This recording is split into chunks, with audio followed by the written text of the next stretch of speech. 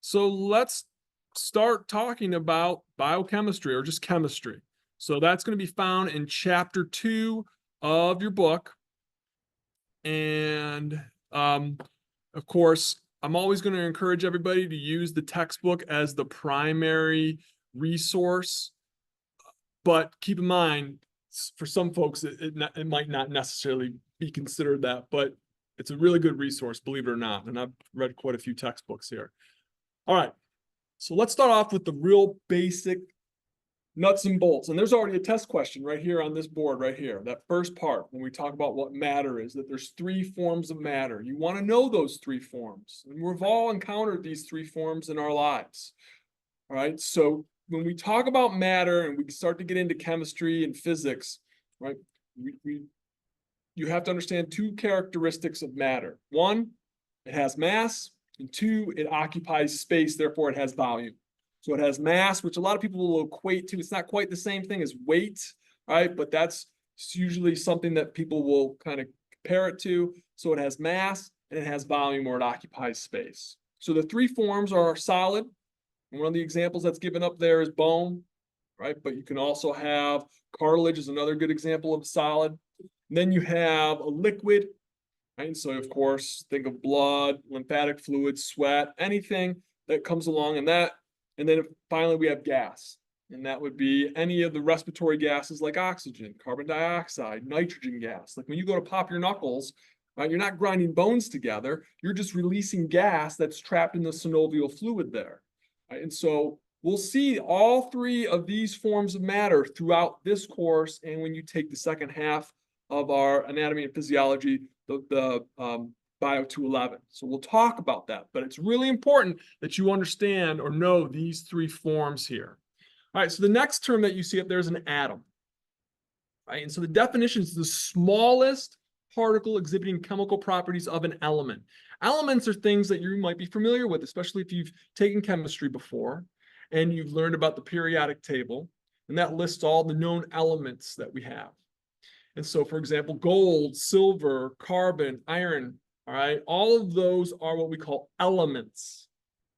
And so the atoms that we're going to be discussing here, right, for our purposes, there are smaller particles than atoms that we've discovered, but for our purposes, that's the smallest particle that still has all of the known properties, all right, what we would call chemical properties. That's how they interact with one another, how elements will interact with one another, has all the same chemical properties of that specific element. All right, so if we're talking about gold, all the atoms that make up gold, right, have the same chemical properties there. All right, so it says here we got 92 naturally occurring elements, but we have made more. All right, for example, Einsteinium, there's a whole bunch that I can't recall off the top of my head, but we have naturally made elements, and then we've had man-made elements in which we've created our own. And so, of course, we put all of those elements here on our periodic table here. And so it's just a way to organize, it's a way to organize all of these known elements that we've discovered. All right, so this next slide here pretty much, again, is more definitions. And keep in mind, as we move through this course, right, we're going to start with the simplest level of organization. If you recall from that pyramid that we labeled last class, right, at the base of the pyramid, the simplest level is the chemical level. So we're going to be discussing atoms, molecules, all these other terms, they're ions. We're going to be discussing what those things are.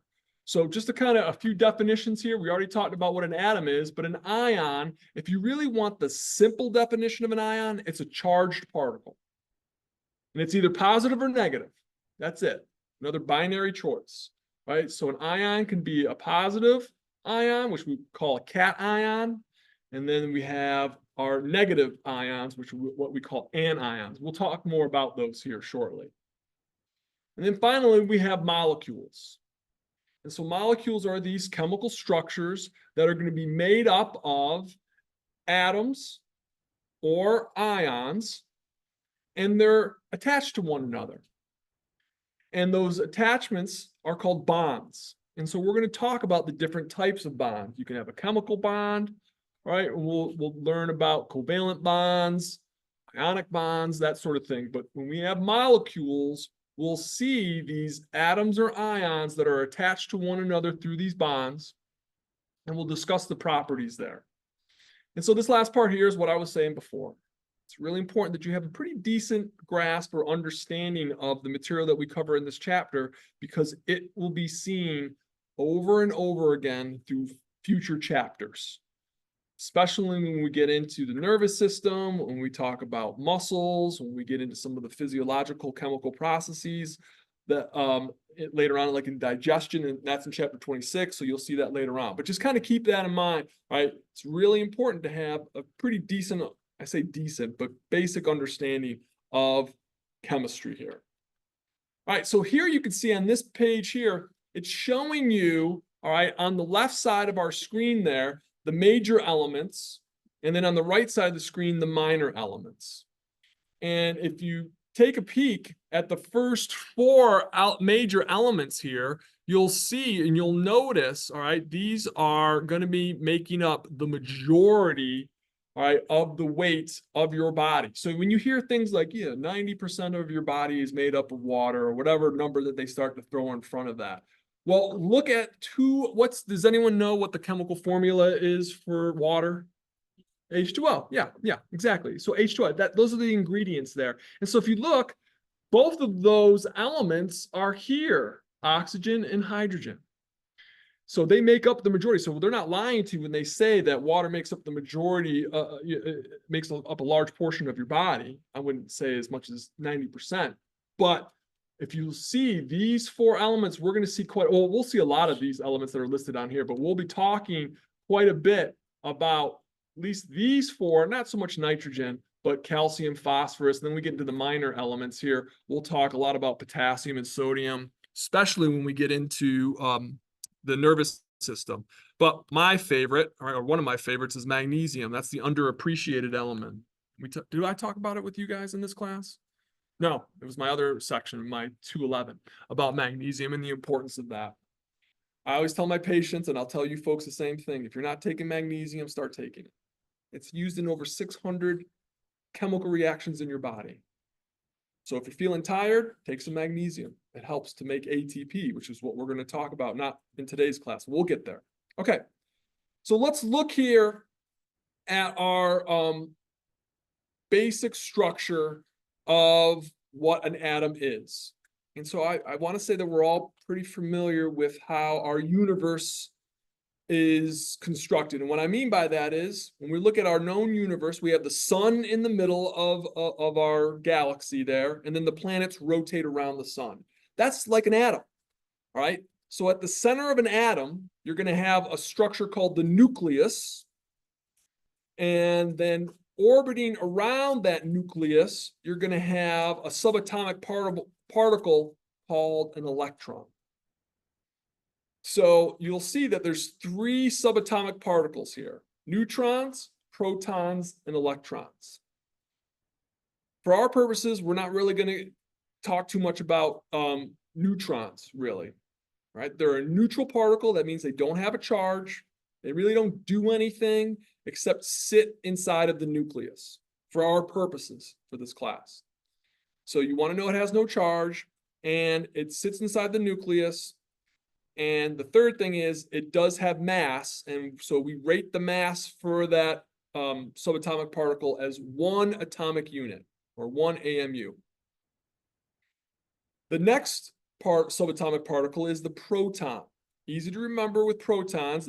Proton begins with a P, positive begins with a P. So protons have a positive charge. So 1 proton has a +1 positive charge. 2 protons, what do you think? 2, yes, +2 positive charge. 3, so forth, and so on with 4. All right, so keep that in mind. Each individual proton has a +1 positive charge. All right, and it is also going to have a mass of 1 AMU, and it is located also in the nucleus. So you have 2 subatomic particles that are at the center of our atom that live inside the nucleus. And so our example being our solar system, right? Like the sun is at the center of our solar system, right? So our solar system model here with our atom has the neutrons and the protons inside the nucleus at the center. And then orbiting around the nucleus, we have our electrons. And so the electrons have a -1 charge. So one electron has a -1, two electrons has a -2, and so forth and so on. But if you notice, the electrons have a very small mass. That's significantly, all right, less than a proton or a neutron. It's 1/1800th of a 1 AMU. So it's really small. So basically, we don't really even consider the electrons to contribute to the weight or the mass of an element or an atom. Right? What does that mean for us? Nothing. Right? I just thought I'd tell you that. All right, just so you kind of see. All right, when we're dealing with these subatomic particles here. But what you really want to know is that they have a -1 charge. One electron has one -1 charge, and they are not in the nucleus, and they orbit around the nucleus in a ring-like structure called an orbital. So here's our nucleus. I'm not even going to do that. I'm going to draw it. So here's our nucleus here. Okay, so we have the neutrons in there, right, and the protons, and then you have these orbits that are going around, and those have the electrons in it, just like the planets orbiting the sun. Okay, so we call this model the shell model because these orbitals are also called shells. Now, if you've taken organic chemistry, anyone here take organic chemistry? All right. So you're familiar with the clouds, you know, the P, the S cloud, P, and all that fun stuff. Don't worry about that. We'll get into that, all right? I just want you to grasp this concept: orbitals and shells. Like our universe. It makes it easier that way. Has anyone here ever heard of the KISS principle? Keep it simple. Anyone ever heard of that? Keep it. The actual term for KISS is keep it simple, stupid, but I'm not going to call anyone stupid. All right. You're my wonderful students. I love you all. All right. So it's keep it simple, silly, whatever you want to use. But that's what I'm going to do here. I'm going to keep things as simple as possible. I'm not here to confuse you. I don't want to confuse anybody. Okay. So when we're looking at the periodic table, you're going to see some symbols on there, some numbers on there. You're going to see a bunch of things. So I'll show you a picture here in a moment of what the periodic table looks like. So we have these chemical symbols that are going to represent the elements. Now, a lot of times these chemical symbols are going to be using the same first letter or second letter of what the element is. But sometimes they won't because they use the older names, some of the Greek names. All right. So for example, iron, you would think it would be IR, but it's not. It's Fe for ferrous. All right. So just kind of keep that in mind. Most of them, I'm gonna come right back to this slide here. If you look here, these are all the chemical symbols here. So for most of them, they're pretty easy. Oxygen O, carbon is C, hydrogen is H, nitrogen is N. Simple, right? So far, not a problem. When we get over here to some of the minor elements, look at potassium, K. All right, again, we're using older Greek nomenclature for that. Same thing with sodium, Na. All right, so just don't be confused. Iron, Fe. All right, so for the most part, the chemical symbols will match up with the first or second letter of the spelling there, but not always. So I just don't want you to be alarmed there.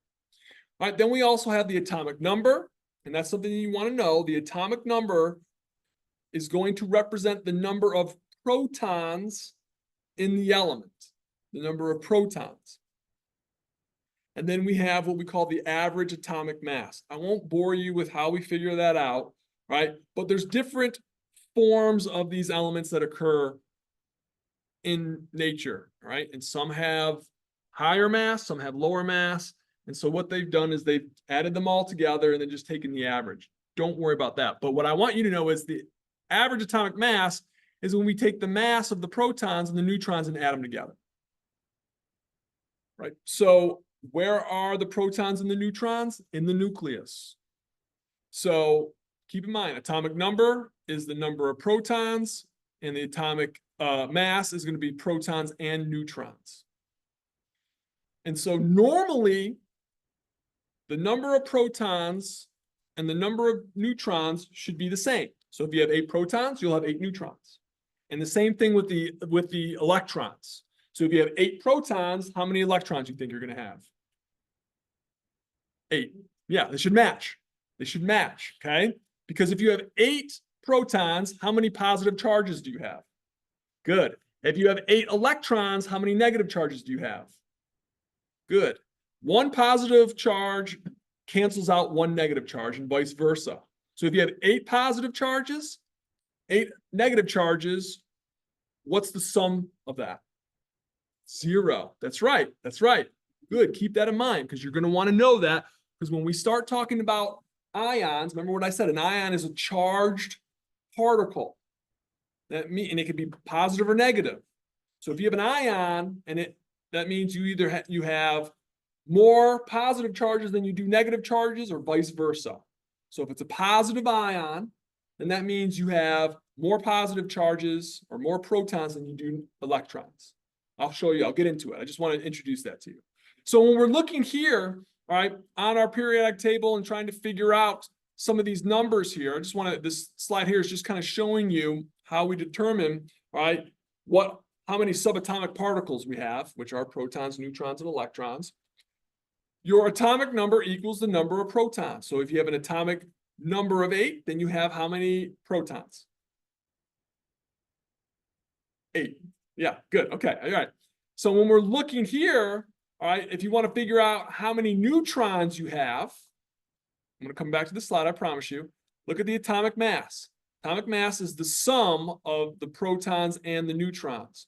So if I want to figure out how many neutrons I have, I look at the atomic mass. I subtract the atomic number from that because that is the number of protons that I have.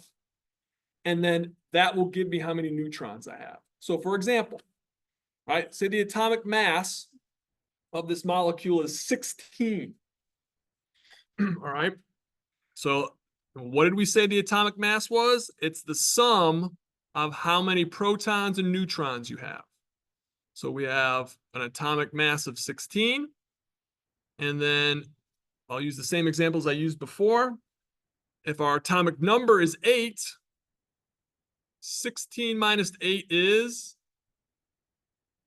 8. So that gives us the number of neutrons.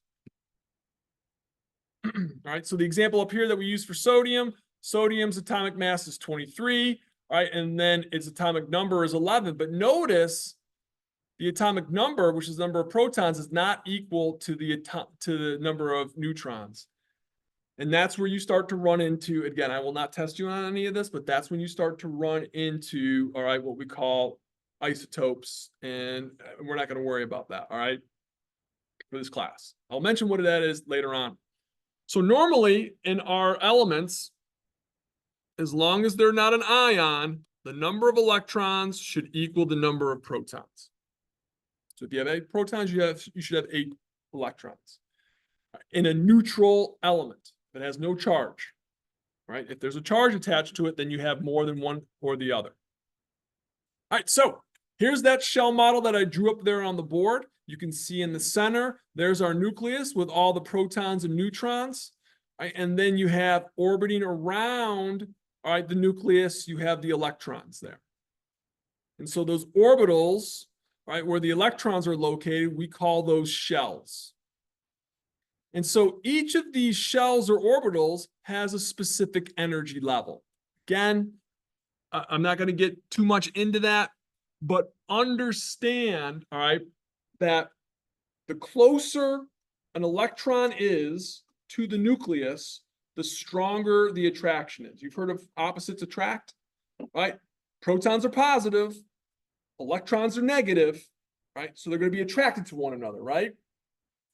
If you've ever messed with magnets, okay? Remember, the North Pole is attracted to a South Pole on a magnet, and so they'll stick together. But if you have 2 like poles on a magnet, 2 North Poles, they repel each other. Same thing with our elements, with the subatomic particles. If you have 2 electrons, they're going to repel from each other. Right? So like charges repel each other, opposite charges attract one another. And the same thing, if I have my magnets, right? I have a North Pole here and a South Pole here. and I have really far away, they're not going to be attracted to each other as much. But as I start to get them closer and closer together, then they'll stick to each other. And that's what we see here in our atom here. The electrons that are really close to the nucleus are attracted with a stronger degree of attraction because it's closer. Those negative and positive charges are closer to one another. But as we get further out, right, the attraction becomes less and less and less. All right, so that's what I'm trying to get you to have an idea about.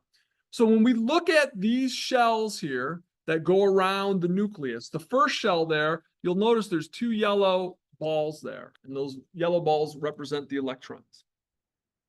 The first orbital can only hold 2 electrons. Write that down, all right? The innermost shell or the innermost orbital, whatever you want to call it, the maximum, that's a test question right there. The maximum number of electrons that it can hold is 2.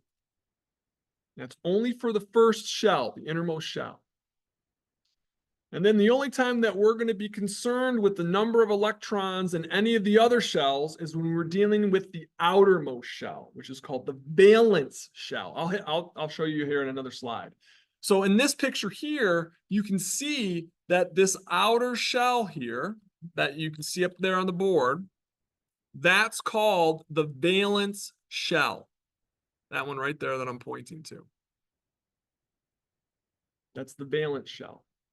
And I'm going to talk to you about another concept here in a moment about that. All right, so in order for us to fill that second shell, the next shell, in order for us to fill that, we have to fill up the first shell. So all the inner shells had to be filled up first. So this will get 2. Once it fills up with 2, then we'll form another shell and we'll start to fill that up. Once we get to 8, then we'll create another shell and we'll start to fill out that next shell. So we always have to fill the shells that are closest to the nucleus first. And when we fill them up, then we make another shell or orbital. All right? So we'll come back to that in a second here because that what I'm getting to is called the octet rule. But before I forget, I just want to mention what an isotope is. You may have heard of isotopes, all right, especially when you're dealing with radioactive elements, because they've talked about different types of isotopes when we're dealing with radiology imaging. So basically, when we look at an isotope, and essentially what an isotope is it's the same element. Right? But what we're going to see is the atoms are going to be different. And what I mean by that is you could have additional neutrons. All right? So if you look here, the example here that we're going to use, all right, is carbon. So keep in mind, these isotopes have the same type of properties, right? But yet they're going to have a few subtle differences. So let's start off with the first one here, carbon-12. All right, so that carbon-12 has 6 protons and then 6 neutrons. And so you'll see in the nucleus here, those numbers match up. And the electrons, what's the rule with the electrons? The electrons should always equal protons. That's right. So if you have, in this case, 6 protons, you should have 6 electrons. Because if those numbers are different, then we're dealing with an ion, a charged molecule, which we'll talk more about here shortly. Then if you go to carbon-13 and carbon-14, you see the only thing that changes are the neutrons. Right, so that's the only thing that's going to be changing when we're dealing with isotopes. But keep in mind, it's important that you understand here, all right, that isotopes have identical chemical characteristics. The only thing that's different is the atomic mass. Why? Because there's more neutrons. That's it. That's it. For this class, that's all I want you to know. Okay. Yes, this is the more interesting stuff here. So let's get back to us talking about the shells. So nature loves stability. It loves balance. Right? It's always about that. And it kind of goes with that concept that I was talking to y'all about last class, the homeostasis. Right? So your body wants to be in homeostasis. Nature wants things in homeostasis, in balance here. And that same concept applies here, all right, to our atoms, to our molecules here. And so when we're looking here on our periodic table, which I have that's not the whole periodic table. This is just an example of the periodic table. But the periodic table is made up of, right, you have these columns here that go up and down, and then these rows that goes from side to side here. Right? And so when we're looking at the periodic table, you'll notice we start here on the left side of our screen. We start with the number 1, and then we go all the way to the right side of our screen, and we end up with the number 8. Right? That has to do with, right, this concept here. The reason why 8's important, it has to do with the octet rule. And so the octet rule is, again, like I said, nature wants balance, it wants stability. And so these atoms want to fill out their outermost shell, all right, with 8 electrons. Because then they're happy, they're chemically stable. They go about their merry way. So these atoms are trying to fill up that outermost shell, which is what we call the valence shell here. All right, so if you look here, and again, I'm not worried about, I won't test you on this stuff here when we talk about the different columns, but what I want you to understand is column 1A, right here, right, you can see these molecules that we have on there, hydrogen, all right, we also have lithium, sodium, and potassium. All of these here in this column, when you see this in column 1A, that tells you how many electrons are in the valence shell, the outermost shell. So if you look at it, might be tough to see. Let me zoom in.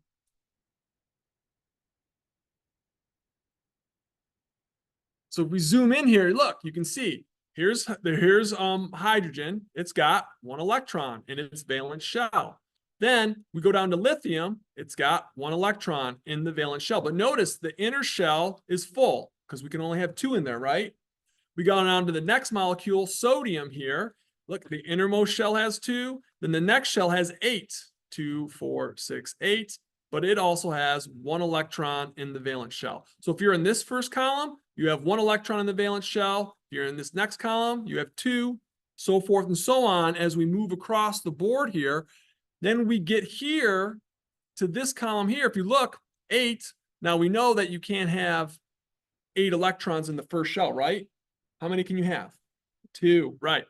So you have 2 here, but then everything else below it, neon, argon, those will have 8 electrons in the valence shell. So these guys are really happy. Does anyone know what we call this column here, the stuff that's found here? Noble gases, and they're referred to as inert. And what does that mean? That means they don't react with anything. They just mind their own business, right? They're like planet Pluto, way off. Well, it's not even a planet anymore. It got downgraded to a planetoid, all right? So don't be Pluto, all right? So here's what we're seeing here. These things won't react with anything, but yet we'll see these guys over here are more prone to react with stuff. And we'll talk more about that later on here in a second. So that's what I'm talking about here in this slide here. Column A shows these elements here, and they only have 1 electron shell, or 1 electron in their outer shell. But as we move across the board from left to right, we get over here to column 8, then we can see that these elements here, they have achieved chemical stability. They filled their valence shell. So they're not gonna mess with anybody. They're stable. They're fine. They're not gonna react with anything. They don't care what happens. And what I'm saying to you is we are trying, right, to get the valence shell, the outermost shell. We want to fill that with 8 electrons. And I'm going to talk to you about how we can do that.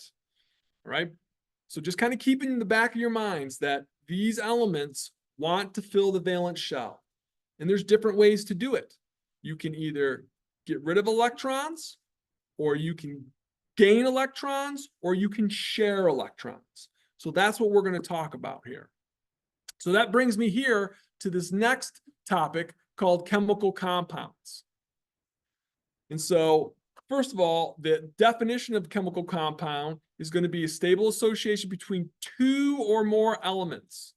And when we talk about a fixed ratio, right, what it means is, for example, H2O, water. It tells us what the ratio is because H2 tells you how many hydrogen molecules are in there. It's so hard to draw with this. And then if you don't see a number after one of the letters here, it's always assumed to be 1. So that's the fixed ratio there. You have 2 hydrogen molecules or elements, and then you have 1 oxygen.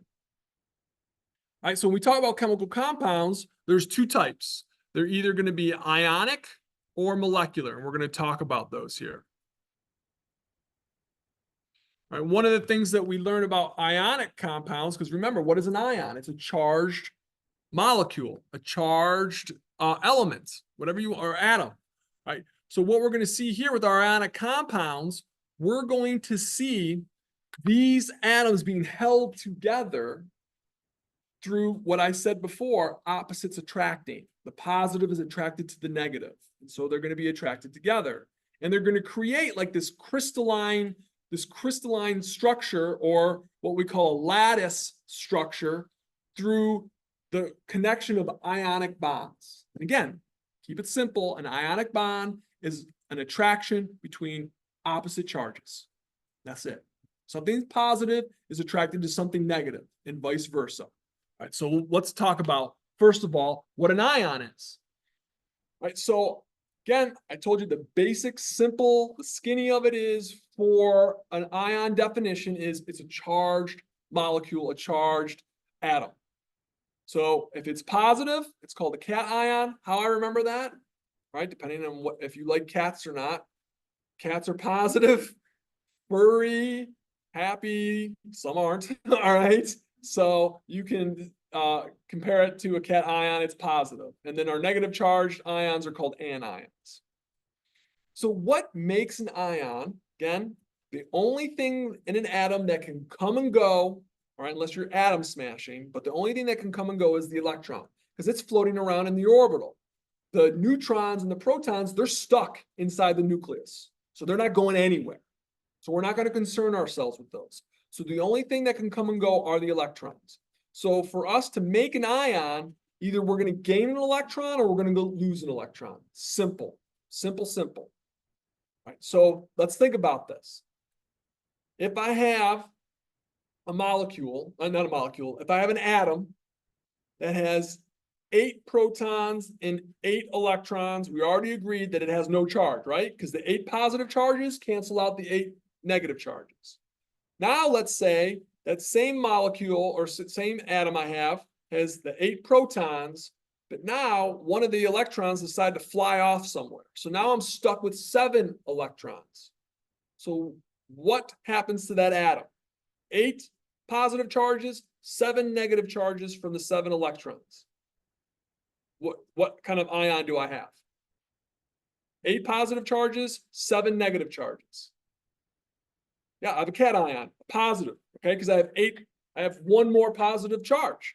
And the same thing happens if I have 8 protons and all of a sudden this electron came out of nowhere and joined our atom, and now I have 9 electrons orbiting around my nucleus.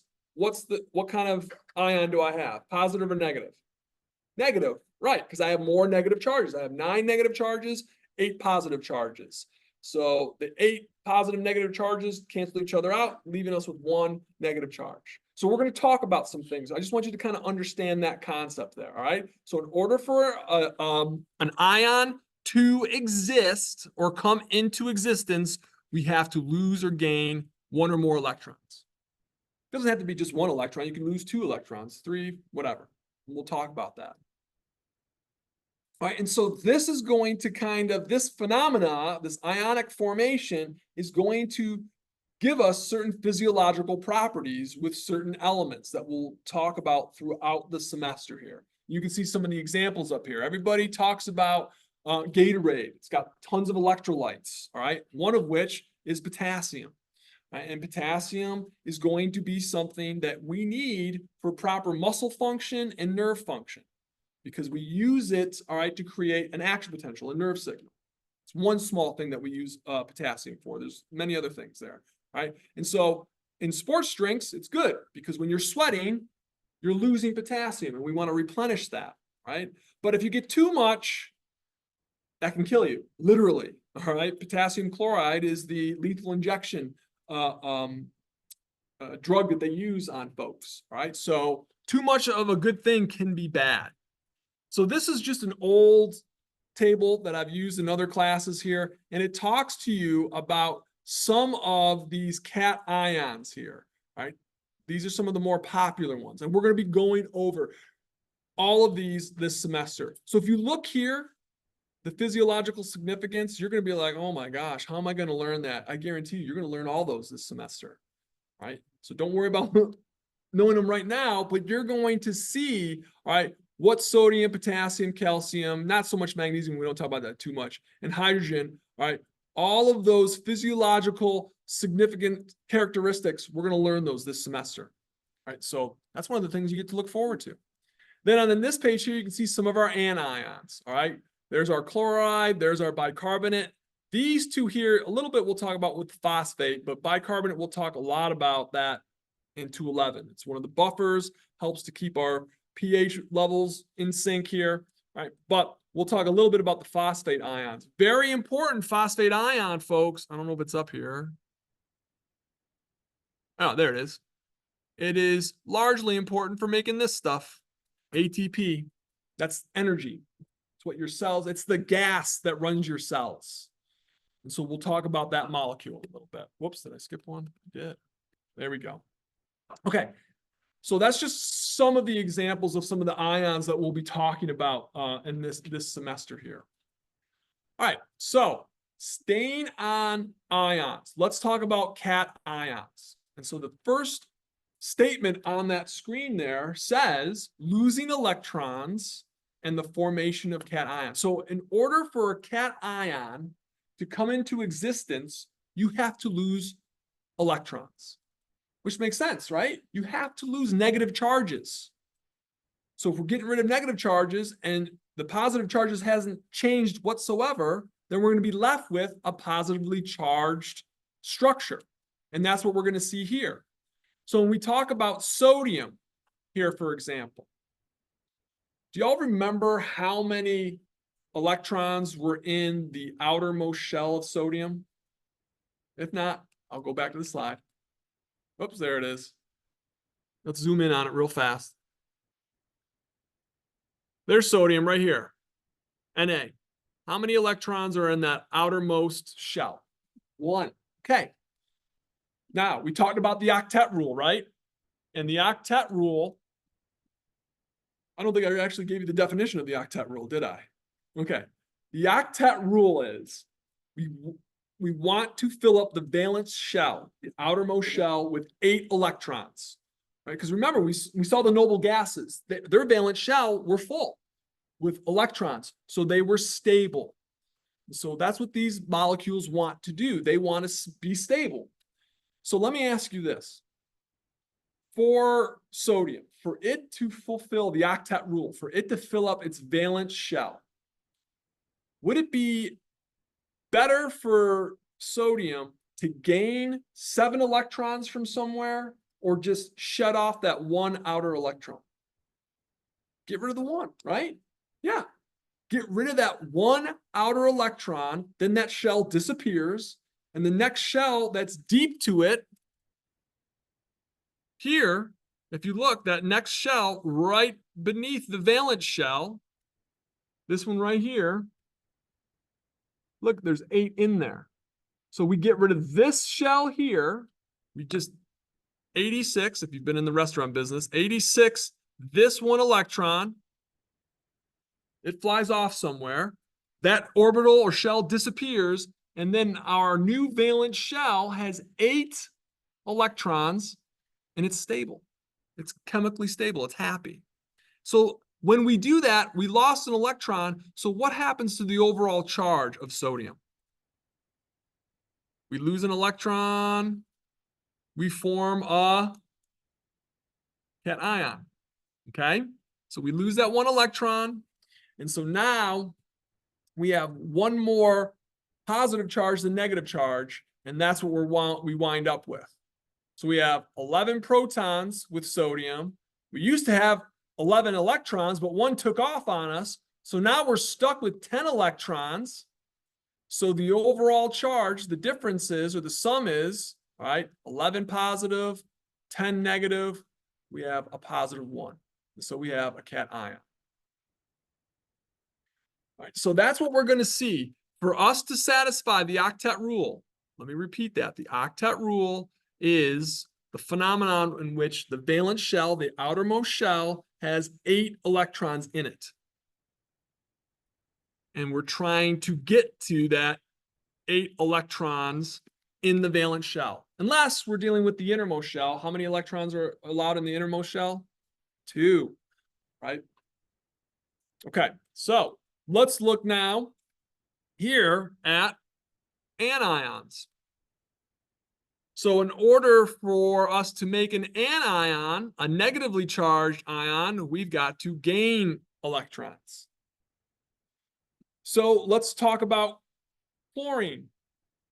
All right, chlorine there has normally 17 protons and 17 electrons.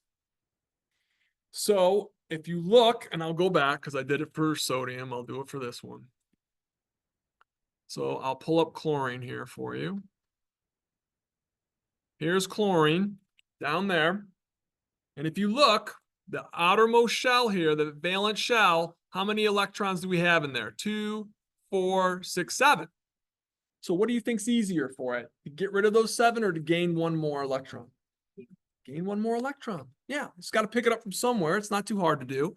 So when it does that, now its valence shell is full, and it then has fulfilled the octet rule. So that's what we're going to see. So now we have 17 protons. We gain an electron. We have 18 electrons. One more electron than protons. That means our overall charge is -1. And that's what we're looking at, right? Anions are ions that have a negative charge.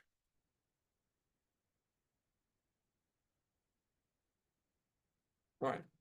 Questions about that? I feel like I beat that concept like a dead horse. All right. So let's move on because that brings us to ionic compounds. Remember we were talking about different chemical compounds. You can have ionic and molecular. So here's what I want to talk to you about here when we're trying to figure out how to assign charges, to understand that concept there. The rule here is atoms with 1, 2, 3 electrons in their valence shells will normally become cations because what are they going to do? They're just going to shed off 1, 2, or 3 electrons. And normally atoms with 5, 6, or 7 electrons will become anions.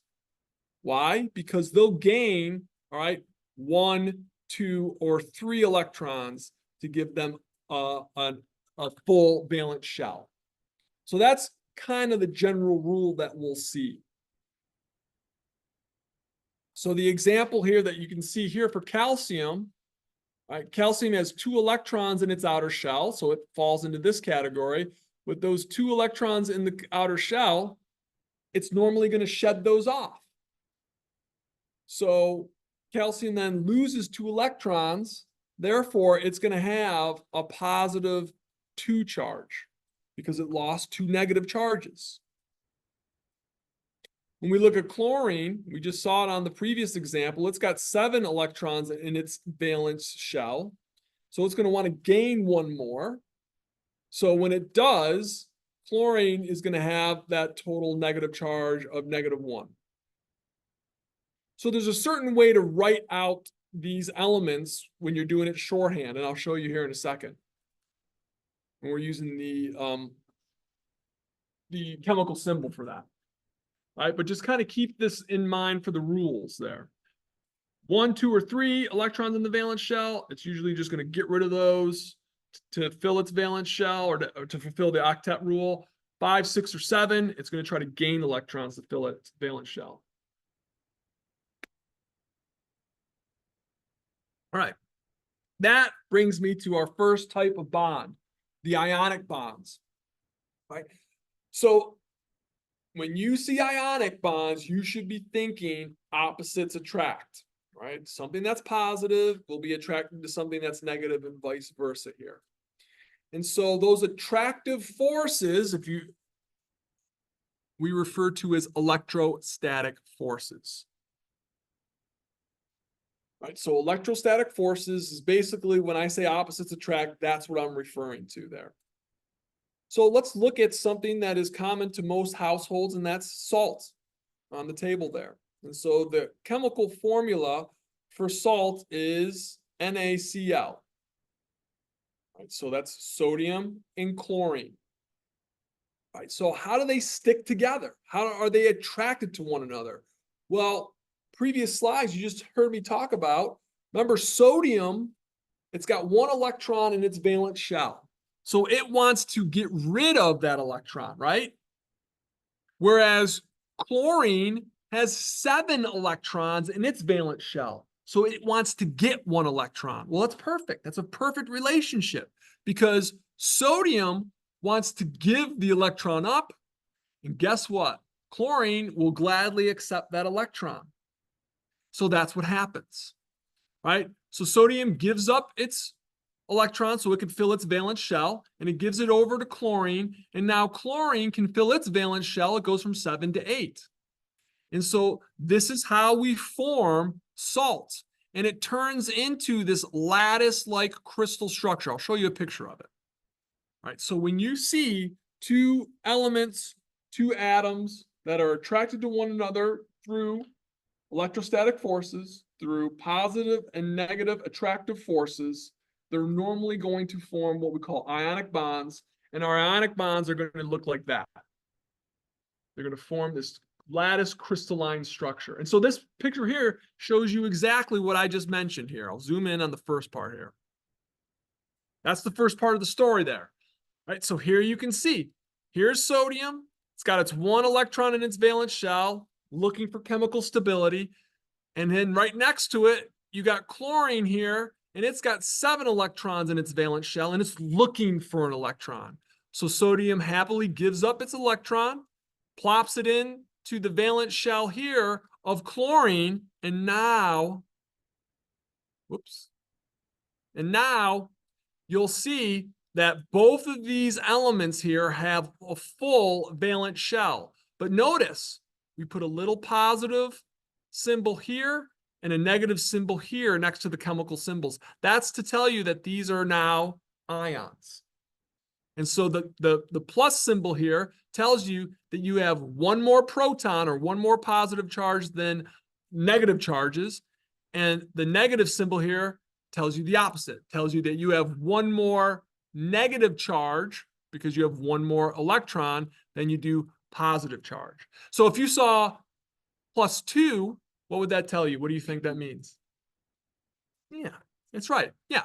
So you have 2 more positive charges than you do negative charges. So when you see some of these symbols here, like for calcium, for example, calcium is, go back one. Calcium's chemical symbol is Ca. But when I write it a lot, you'll see me write it as Ca with 2+, with the superscript there, 2+. And that's because calcium will have 2 more positive charges or 2 less electrons, right? Because it got rid of it because it wanted to fill its valence shell. All right, so let's put a question up here for y'all. Could an ionic bond, which we just learned about, form between 2 cations, 2 similar charged ions? Can that happen? You're shaking your head. No, no. Go with your instinct on that. Remember, what did we say? Like repels. Okay? So 2 positive molecules, 3 positive molecules will repel off of each other. right? Remember what I said, opposites attract, electrostatic forces. They'll be attracted to one another. So two cations are going to push away from each other. Two anions will push away from each other. They will be repelled. They will not attract to one. Okay? All right. Questions, thoughts? Not too bad. We're almost done with the chemistry stuff. All right. So a couple other things I want to just point out to you. You heard me mention things like chemical formula and molecular formula. So if anyone here likes to cook, bake, whatever, I have no creativity when it comes to food. I like to eat, but I cannot do stuff very well. I don't have the desire for it. I shouldn't say I cannot do it, but I just don't have the desire. But I can follow a recipe like no other. All right. And so that's what we're looking at here with our molecular and structural formulas. The molecular formula is like a recipe without pictures. So it'll tell you, you need a pound of sugar, you need 2 pounds of flour, that sort of thing. All right. So a structural formula is going to be a picture of the recipe, all right, and it'll still have the ingredients. So a molecular formula basically tells you the ingredients that you have in a molecule and how much. So you can look down here at the example here for carbonic acid, H2CO3. And remember what I told you. If after one of the letters, there's no number written down, always assume that it's 1. Exactly. So how many hydrogen molecules, how many hydrogen atoms are in carbonic acid? 2, right. How many oxygen molecules are in carbonic acid? 3. Good. And then I don't even have to ask you for carbon. 1. Okay. So that's what we're seeing. It tells us what's in it. So what type of atom is in it, and then how many. Easy. Okay. So H2O, right? Water, 2 hydrogen, 1 oxygen. Cool. All right. So the structural formula will give us the same information. It'll tell us the number and the type, but also it's going to show you a picture, all right, or the arrangement of that atom or that molecule that we're looking at there. All right. I'm not a really huge fan of the carbon dioxide picture here. I'll show you a better picture here. But again, structural formula tells you the same thing that a molecular formula does, number and type, but it also shows you the arrangement here. I'll actually show you an actual picture. Like down here, here's a perfect example. Here's the structural formula, right? And this is for the simple sugars, glucose, galactose, and fructose. So you can see here with the molecular formula, it tells you exactly how many carbon, how many hydrogen, how many oxygen. All right, but the structural formula, it's showing us things are arranged differently. Now, if you look here for glucose, galactose, and fructose, whoops, sorry about that. Notice, and if you can see it, I'll zoom in a little bit. I'll at least show you with glucose and galactose. We're looking at the molecular formula. You notice anything about this molecular formula and this molecular formula? It's the exact same. That's right. And notice here too, all right, all the molecular formula for those 3 simple sugars are the exact same. But if you look now down at the structural formula, they look different. Okay. So we learned what isotopes were. It's essentially the same molecule, but with different neutrons. They have the same chemical properties. Now we're dealing with what we call isomers. Okay. So isomers have the exact same molecular formula, but they'll have different structural formulas. Therefore, they're going to have different chemical properties. Make sure that you know that difference. Don't confuse isotopes, which have the same chemical properties.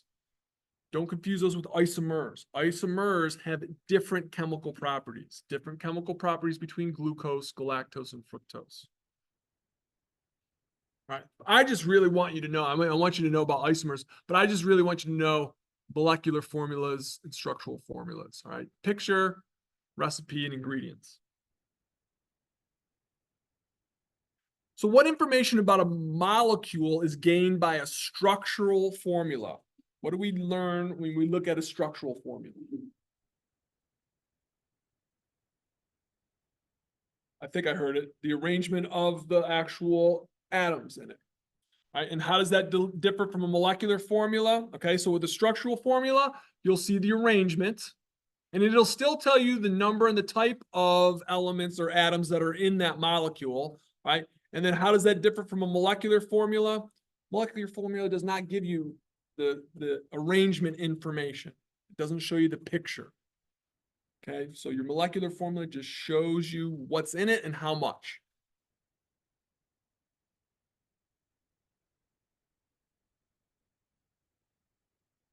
Okay.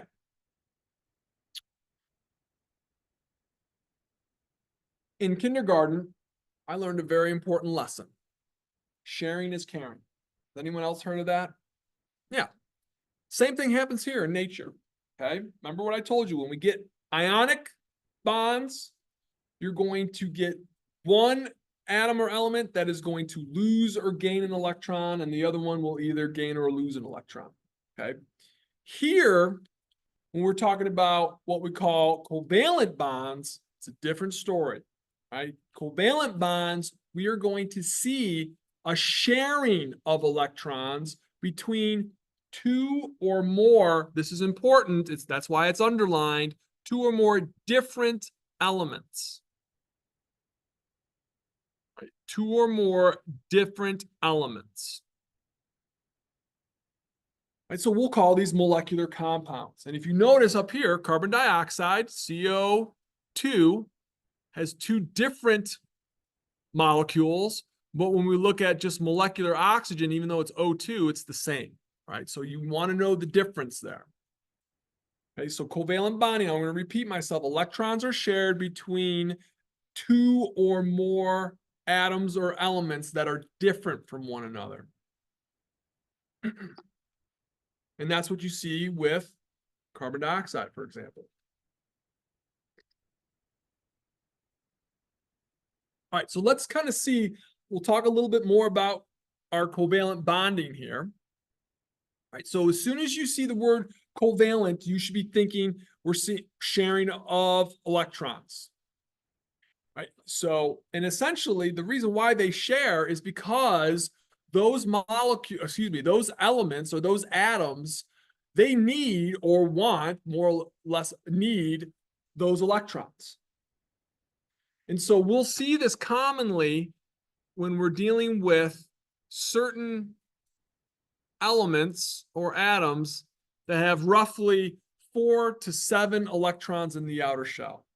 And keep in mind, whatever elements or atoms that we're dealing with, they both require or need those electrons.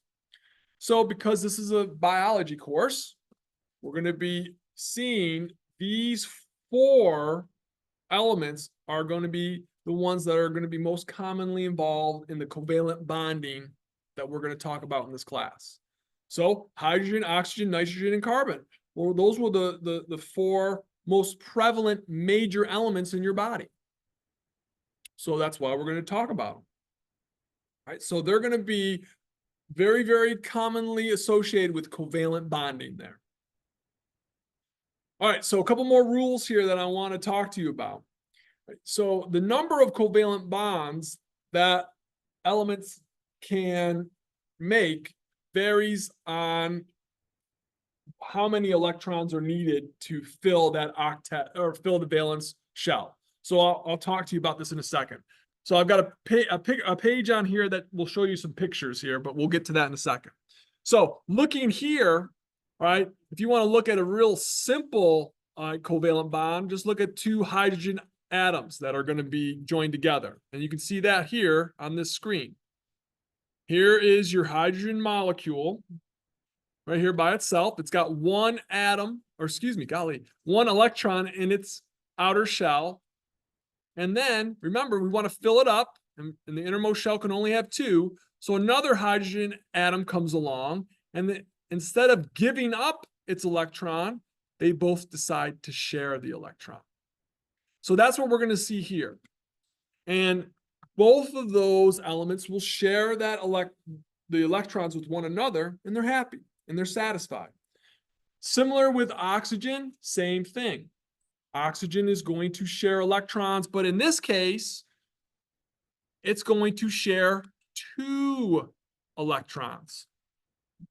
So if you get 1 pair of electrons being shared, you've created 1 covalent bond. If you get 2 pairs of electrons being shared, you get 2 covalent bonds.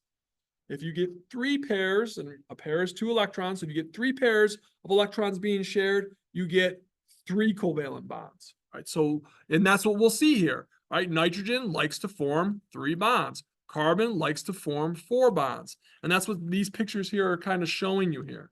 So carbon, here's 4 bonds. Here's a covalent bond. Here's another one. Here's another one. Here's another one. All right, so these are just some of the examples here. Cow farts. All right, that's what methane gas is, in case you didn't know that. All right. Okay. So when we talk about the covalent bonds, like I just said, you can get a single covalent bond, a double covalent bond, triple covalent bond, and it's all based on pairs. So a single covalent bond, 1 pair. Double covalent bond, 2 pairs. Triple covalent bond, 3 pairs.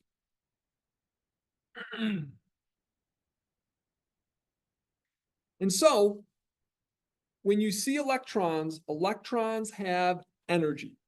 That's essentially what's running through these wires in this room.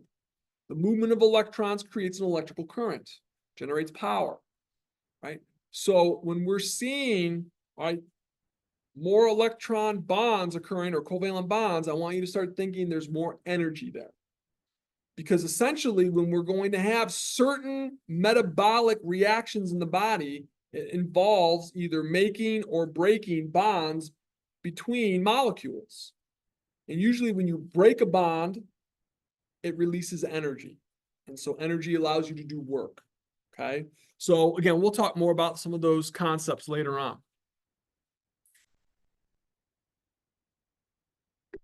All right, so that is our single, double, and triple covalent bonds. And here's a nice picture showing you that. So there's the single covalent bond. And if you write it out, it's usually a hyphen is usually indicated to show you a single bond. And then you can see here with the oxygen, they need 4 electrons in their valence shell. So that means we have to share 4 electrons, and that creates 2 covalent bonds or a double bond. And that's shown by the equal sign there. And then finally with nitrogen, again, because it only has 2 electrons in its valence shell, it wants to get 6, so it has to share, right, with another molecule here, with another nitrogen molecule, and then you have 3 covalent bonds there, right? And that's, I don't know what symbol that is. Hamburger sign. All right, so this is showing you, again, when we're talking about carbon, remember what we said, carbon wants to have 4 covalent bonds. And there's different ways to get to have those 4 covalent bonds. When we're looking at methane, you'll see carbon forms 4 single covalent bonds.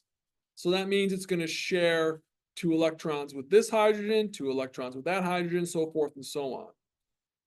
Or we can go to carbon dioxide, and we can see how carbon is now going to form a double bond with each oxygen here.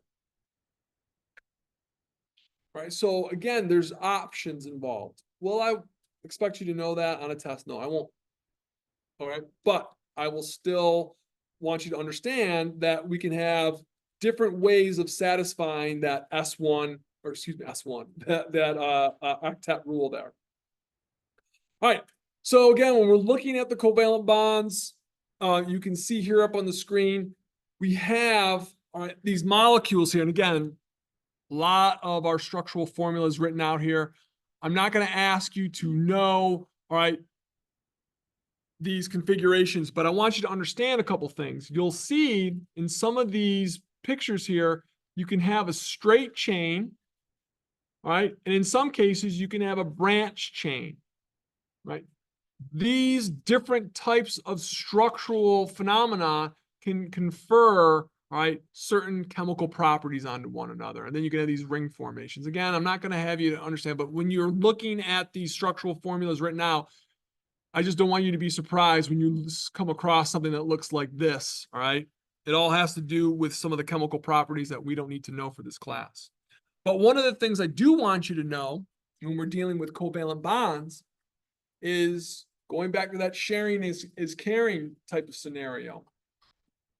If you've had kids, you know what I mean, and they're playing with one another, and you say to them, all right, now make sure you share the toy, all right?